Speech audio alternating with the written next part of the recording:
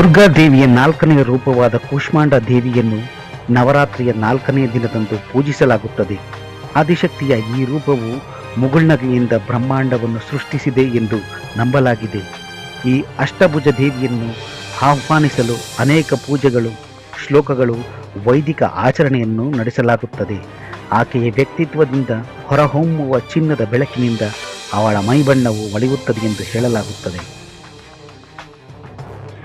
ದೇವಿಗೆ 8 ಕೈಗಳಿವೆ. ಆದ್ದರಿಂದ ಅವಳನ್ನು ಅಷ್ಟಭುಜ ಎಂದು ಕರೆಯುತ್ತಾರೆ.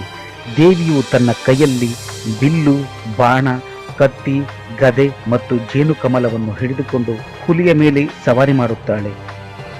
ಸೂರ್ಯನಂತೆ ಹೊಳೆಯುವ ಸೆಳವು ಏಕರೂಪವಾಗಿ ಹೊರಹೊಮ್ಮುತ್ತದೆ. ಎಲ್ಲ ದಿಕ್ಕುಗಳು ಬೆಳಕನ್ನು ನೀಡುತ್ತದೆ. ಅವಳು ತನ್ನ 8ನೇ ಕೈಯಲ್ಲಿ ಜಪಮಾಲೆಯನ್ನು ಹೊಂದಿದ್ದಾಳೆ. ಅದು ತನ್ನ ಭಕ್ತರಿಗೆ ಅಷ್ಟಸಿದ್ಧಿ ಮತ್ತು ನವಸಿದ್ಧಿಗಳನ್ನು ಅನುಗ್ರಹಿಸುತ್ತದೆ. ಭಗವಾನ್ ವಿಷ್ಣುವು ಕೂಷ್ಮಾಂಡ ದೇವಿಯ ಸಹಾಯದಿಂದ ಇಡೀ ವಿಶ್ವವನ್ನು ಸೃಷ್ಟಿಸಿದನು.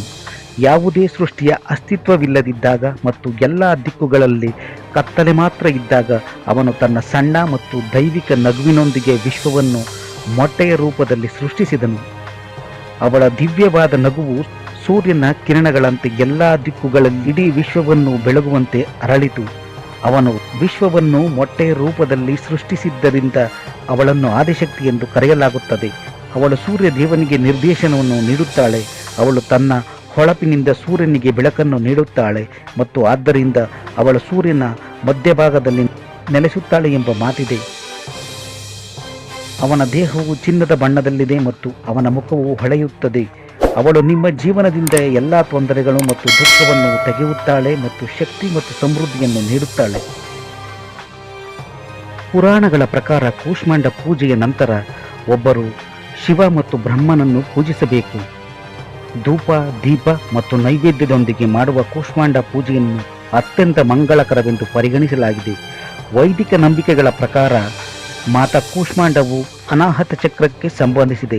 ಇದು ಯೋಗಿ, ಅನ್ವೇಷಕ ಮತ್ತು ಭಕ್ತನು ಅನಾಹತ ಚಕ್ರವನ್ನು ಶುದ್ಧ ಹೃದಯದಿಂದ ಪ್ರವೇಶಿಸಲು ಮತ್ತು ಸ್ವಲ್ಪ ಭಕ್ತಿ ಮತ್ತು ಮನಸ್ಸಿನ ಶ್ರದ್ಧೆಯಿಂದ ಕೂಷ್ಮಾಂಡ ದೇವಿಯನ್ನು ಪೂಜಿಸಲು ಅನುವು ಮಾಡಿಕೊಡುತ್ತದೆ. ಅವನು ತನ್ನ ತಾಯಿಯ ಕೃಪೆಯಿಂದ ಬಯಸಿದ ಫಲಿತಾಂಶವು ಪಡೆಯುತ್ತಾನೆ. ದೇವಿಯು ತನ್ನ ಭಕ್ತರ ಜೀವನದಿಂದ ಎಲ್ಲ ದುಃಖ ಮತ್ತು ತೊಂದರೆಗಳನ್ನು ತೊಡೆದುಹಾಕುತ್ತಾಳೆ ಮತ್ತು ಅವರಿಗೆ ಉತ್ತಮ ಆರೋಗ್ಯ, ಮಾನಸಿಕ ಶಾಂತಿ ಮತ್ತು ಸಮೃದ್ಧಿಯನ್ನು ಅನುಗ್ರಹಿಸುತ್ತಾಳೆ. ತಾಯಿ ದೇವಿಗೆ ಆಹಾರವನ್ನು ಅರ್ಪಿಸುವಾಗ ಅದರಲ್ಲಿ ಕುಂಬಳಕಾಯಿ, ತರಕಾರಿಯನ್ನು ಖಂಡಿತವಾಗಿ ಬಳಸಬೇಕು, ಏಕೆಂದರೆ ಇದು ತಾಯಿ ಕೂಷ್ಮಾಂಡ ನೆಚ್ಚಿನ ತರಕಾರಿಯಾಗಿದೆ.